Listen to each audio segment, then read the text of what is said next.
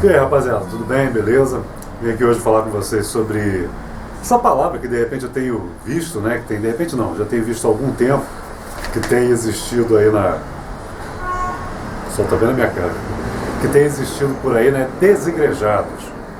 Né? Uma palavra que eu tenho visto muito circular pela web, as pessoas comentarem, são os desigrejados. O que são desigrejados? Antigamente a expressão que se usava era desviados.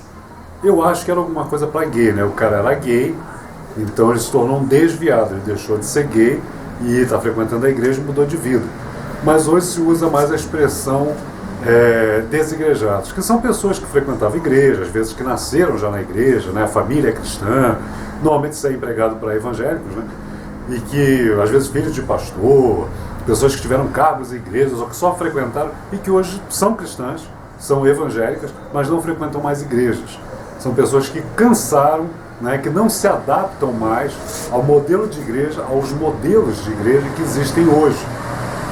Não são pessoas que largaram Jesus, que se revoltaram contra Deus, que não querem mais saber de Deus, que não têm mais fé. Não. São pessoas que são cristãs, que acreditam em Jesus, acreditam na mensagem do Evangelho, mas não conseguem mais frequentar as igrejas. Por que eles não conseguem mais frequentar as igrejas? Porque as igrejas se tornaram... Os modelos de igreja hoje não têm muito a ver, não vou dizer que não existam igrejas que estão pautadas no Evangelho, mas de uma maneira geral se perdeu aquela visão de Evangelho. Hoje a igreja, ela é o quê? Ela em muitos casos, é uma empresa, ela é gerida como uma empresa, ela é vista realmente não como um organismo espiritual, ou como parte de um corpo, realmente como Paulo fala, que a igreja é o corpo de Cristo. Não se vê mais isso. Né? Hoje se vê como uma empresa com departamentos, com iniciativas, com promoções, com campanhas, com um nicho de mercado para atingir, com a conquista do mercado. E existe uma diferença muito grande entre essa visão atual de igreja e uma visão mais antiga. Eu não preciso falar tão antiga, eu não preciso voltar para os tempos bíblicos ou do Novo Testamento. Eu me converti à igreja evangélica. Apesar do meu avô ser pastor presbiteriano, a nossa família não era protestante. E eu fui o único que depois me converti à igreja evangélica. Naquela época existia algo bem diferente. A igreja era uma coisa que valia a pena você ir. Por quê? Vamos falar só do aspecto social da igreja. Na igreja você tinha um ambiente saudável, um ambiente realmente saudável, porque as pessoas que frequentavam a igreja não bebiam nada, naquela época, né? Não fumavam, não usavam drogas, não tinham, de uma maneira geral, um comportamento vulgar, comportamento imoral, comportamento marginal, um comportamento que fosse negativo para a sociedade ou para a própria pessoa. Você ia para a igreja, você fazia muitos amigos. Nossa, quase todas as minhas amizades antigas são de igreja. Por quê? Porque eu vivi mais de 15 anos em igreja evangélica, né? Ali, rato de igreja mesmo. Então você conhece muita gente, é um ambiente saudável, é bom para você fazer amigos, é bom para você conhecer uma pessoa, para namorar, para casar. Que hoje se fala muito, né, que está tudo liberado. Hoje você vai numa balada, pega uma menina, a menina pega um cara, sai, transa e tal, e isso e aquilo. Só que o que eu mais escuto é que não está tão fácil assim de se relacionar. Sexo está facílimo. Apesar de ter pessoas que têm certa dificuldade, mas sexo está facílimo. Mas relacionamento, a pessoa se importar com você, a pessoa querer estar com você, a pessoa estar com você por você, não porque você tem uma moto, um carro, grana, isso sempre foi muito difícil e hoje está mais ainda. Então a igreja te fornecia isso, pessoas que estavam interessadas em você, em ser suas amigas, em congregar, fora toda a questão espiritual.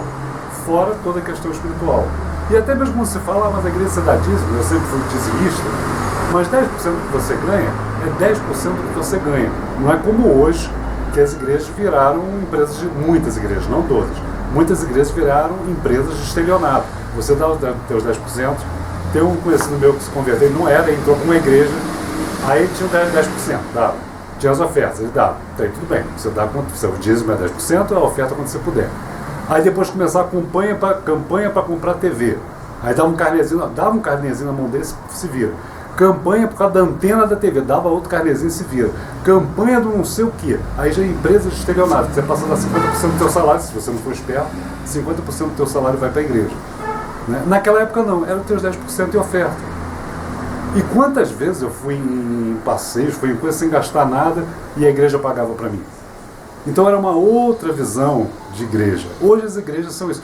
Tem líderes que são simplesmente estelionatários.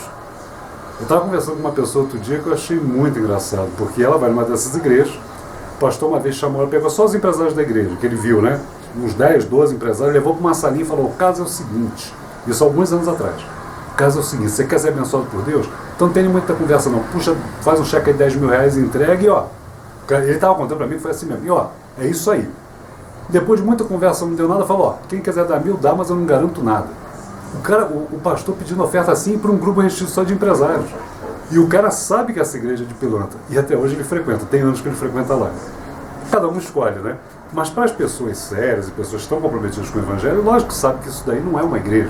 Isso é uma empresa de estelionato. O cara não vai ficar nisso. Então você tem líderes assim, você tem líderes até de boas igrejas, mas que o cara é um ditador, ele quer mandar na sua vida. Quer dizer com quem você vai namorar, com quem você não vai namorar, isso acontece muito dentro de igreja evangélica. Quem você pode namorar, quem você não pode namorar, quanto tempo você vai esperar. Eu sei de casos que o pastor botou um casal há 2 anos ali, vocês vão ficar só como amigos, daqui a 2 anos, se vocês estiverem juntos, vocês casam. Quer dizer, coisas que vão se metendo na sua vida que vai perdendo sentido. Pessoas, esses dons espirituais dos quais eu acredito, tem até vídeo meu aqui que eu falo sobre minha experiência de falar em línguas. Que ali eu ponho como uma experiência, mas eu falo em línguas, sei lá, há 30 anos, até hoje. Mas ali eu coloco, então eu acredito nos dons espirituais, eu já fui curado de enfermidades físicas, eu já vi alguns milagres acontecer, eu realmente creio muito nos dons espirituais. Porém, o que se vê na igreja hoje, de uma maneira geral, não é o dom espiritual que vem de Deus, aquela coisa que você lê na Bíblia, que você imagina.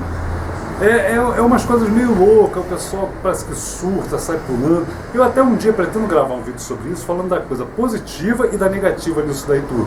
Não é o caso agora. Mas muita pessoa vê nego pulando, dando cambalhota, dando cabeçada no chão, correndo, rindo, imitando um cachorrinho, leãozinho, lebre, coelho. Pô, o cara fala, não vou ficar num lugar desse. Esses são alguns motivos que fazem com que a pessoa saia de uma igreja. Tantas coisas que ela vê. E aí o desegrejado então vai para o inferno, se apartou do corpo de Cristo, não tem mais o que fazer, o cara é um danado. Como é que é o caso? Gente, primeiro, o corpo de Cristo, não vamos confundir igreja e instituição com o corpo de Cristo. O corpo de Cristo é uma coisa, instituição, igreja é outra. Corpo de Cristo, você pode ter uma igreja com 5.000 pessoas e não tem ninguém ali que pertença ao corpo de Cristo. Isso é importante você perceber, você notar e você saber. Então você não está afastado do corpo de Cristo porque você não frequenta uma igreja. Eu mesmo, hoje em dia, tenho problema para frequentar a igreja. Porque você às vezes até vai em algum lugar, conhece umas pessoas, acha legal, vai indo, com o tempo você vê, tá difícil isso aqui. Aí você passa a ser aquele visitante, vai uma vez no mês e tal, porque você tem dificuldade de se ajustar. O que eu digo para você, desigrejado, se você tem uma fé genuína e verdadeira com Cristo, se ela é genuína e verdadeira, então você, com o tempo, que também é importante arranjar um lugar para você frequentar, isso é fato. Mas isso, povo, se você ficar um tempo sem ir a uma igreja, não quer dizer que você vai perder a sua fé. O importante é você ver se a sua fé autêntica, eu não estou dizendo que ela não seja, né? Autêntica no sentido assim, tem muita gente que tem uma fé puramente intelectual. Puramente intelectual. São inclusive aqueles que tentam usar a ciência, inúmeros debates, opções de coisas para provar que Deus existe, para provar que é verdade e tal. Isso me lembra até a história, acho que é Daniel Dennett, né, que foi um missionário que veio aqui para a Amazônia, aí ele foi evangelizar a tribo dos Piranhãs. E quando ele estava contando todas aquelas histórias de Jesus e tal, e perguntaram para ele, mas você viu isso acontecer, você estava lá? Quando ele falou que não, eles desacreditaram completamente dele, porque eles falaram, eles não acreditam naquilo que eles não podem ver. E esse missionário, olha só, o cara era um missionário, fez seminário, deve ter feito missiologia, os pais eram pastores, frequentava a igreja a vida inteira dele, acho que ele veio para cá e devia ter mais de 30 anos, e ele perdeu a fé. Isso mostra uma fé puramente intelectual. E convém se notar, é muito bom, eu tenho frisado isso insistentemente quando eu falo sobre esse assunto, os Piranhãs não são ateus. Por quê? Primeiro, eles acreditam no mundo espiritual, eles acreditam que foram criados por alguém do mundo espiritual. Segundo, eles veem espíritos, veem e conversam com espíritos. Eles também acreditam que espíritos tomam formas humanas de bichos e de objetos. Eu nunca vi um ateu que tivesse esse tipo de visão de mundo. Então, ateu eles não são, em hipótese alguma. Eles apenas não acreditaram no Daniel lá, no missionário, porque ele falou de histórias que ele não conhecia. E provavelmente eles deviam ter percebido que ele estava contando uma história que ele realmente não acreditava no fundo. Tanto não acreditava porque, como os índios não acreditaram, ele se tornou ateu. Isso é uma fé intelectual. Isso é uma fé intelectual. Que deveria ter servido para esse missionário olhar e ver, putz, eu falo, eu acredito, falo tantas coisas, algo que eu não conheço. Deixa eu ver se eu conheço agora. Porque os índios não eram ateus, os índios acreditam no mundo espiritual e convivem muito bem com o mundo espiritual. Tem até um caso, não sei se estava com esse missionário ou com um linguista que foi lá para estudar a língua deles, em que eles estavam na praia de um rio, né? Provavelmente o rio Amazonas, sei lá, e aí o índio começou a gritar apontando que tinha um espírito ali, vamos embora que o espírito vai nos matar. E eles não estavam vendo ninguém. Os índios não são ateus, os pinanãs não são ateus. Nunca. Põe isso na sua cabeça. Mas ele perdeu a fé. Então tem muita gente tem uma fé intelectual. Aí quando se afasta da igreja, pronto, acabou minha fé, Deus não existe, eu não acredito em mais nada, ou então não sei, ou então eu sou deísta. Não, cara, Deus existe. Isso para mim não é uma questão de debate.